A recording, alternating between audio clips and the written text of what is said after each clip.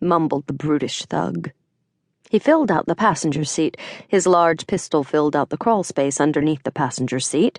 Behind that, on the passenger side of the back seat, lay Larry's uniform jacket, which he had shuffled off and tossed back there miles ago in an attempt to cool down. Sean's car seat used to sit where the uniform now lay.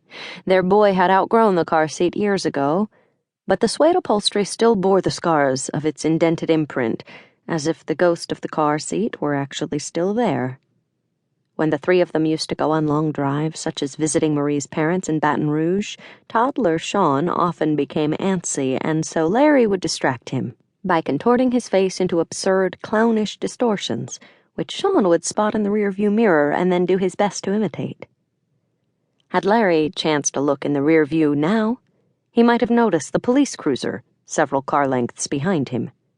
He might have seen its blue lights blink to life, but Larry was barely perceiving the steering wheel, and that was no more than 2 feet from his face. "You should slow down," repeated the thug, and this time punctuated his suggestion with a flick to Larry's earlobe. Just the thing, enough to jar the man from his reverie of nightmares and nudge him into easing his lead foot off the gas as Midtown Atlanta, at the witching hour, blinked into view. The branded monoliths of glass and steel at 3 o'clock, the high-rimmed bowl of Turner Field at night, the police cruiser at 6. Oh, shit. Shit. The thug pointed ahead to an overpass. "Stop under there," Larry complied.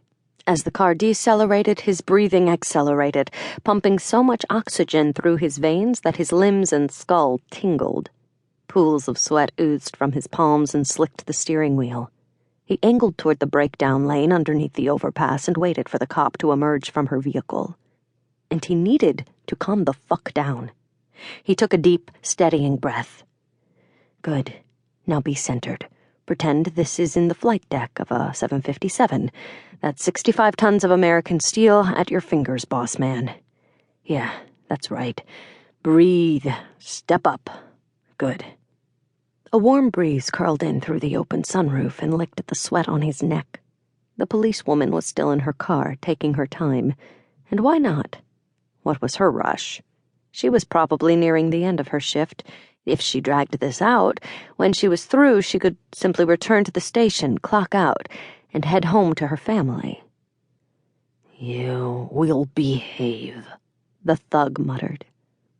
The cop commenced her approach, holding a heavy flashlight beside her face. Larry stretched his arm into the back seat, snatched his coat and put it on.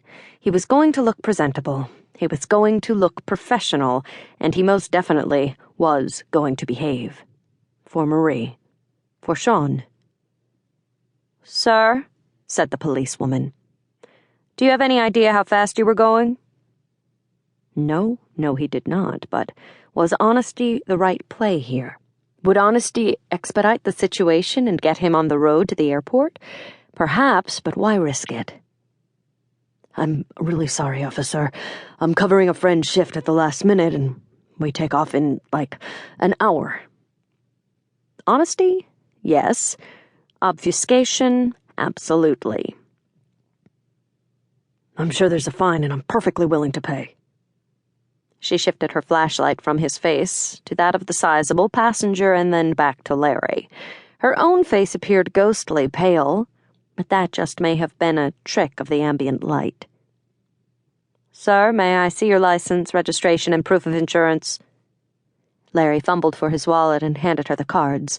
He almost handed her the slip of paper he had tucked behind his driver's license, but at the last moment thought better of it. On this slip of paper were the arrival coordinates the old man had given him. He sure wasn't going to risk blabbing his desperate circumstances to some yawn-mouthed cop who, for all he knew, viewed him as yet another black man with a problem abiding by the law. "Sir, please step out of the vehicle." Larry blinked innocently. "Me?" She stepped aside to allow him to open his door, which he did, all the while flashing a sunshine smile. But she was aiming her flashlight a few inches north of his smile.